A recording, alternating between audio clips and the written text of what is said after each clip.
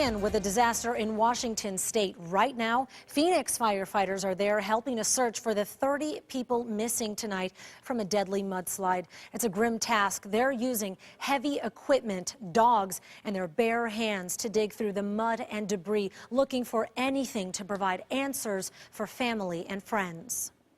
I screamed and I cried, and my daughter, we wrapped ourselves up together and just cried about how it's not fair.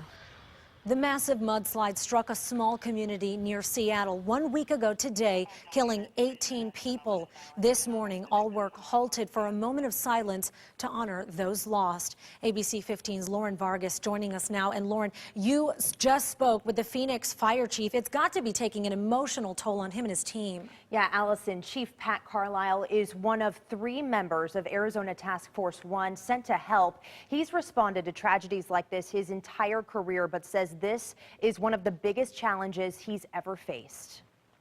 It's remote, it's cold, it's wide, it's deep. Responding to devastation like this is an overwhelming task, and the elements in Washington are proving especially difficult. It's got hazardous materials, it's got partial collapses, it has a lot of different challenges. Calling us from a town outside Oso, Washington, Phoenix Fire Chief Pat Carlisle has been there aiding local responders all week. Well, this is a very small community and it's very remote, so a catastrophe, natural disaster of this size completely overwhelms the local people pretty quick. Most people in the small town know at least one person who is lost. The guys who are cutting down the trees to help us get in there are friends of the people they're trying to get to. The chief wants these images of loss and heartache to somehow inspire others to live life to the fullest every day. I think the lesson to be learned is,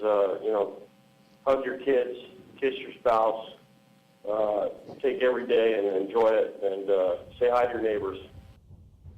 Chief Carlisle is there as a hazardous materials specialist. They've also sent a structural engineer and a communications specialist from Arizona. Allison, they are expected to be there for at least 2 weeks. Okay, Lauren, thank you very much.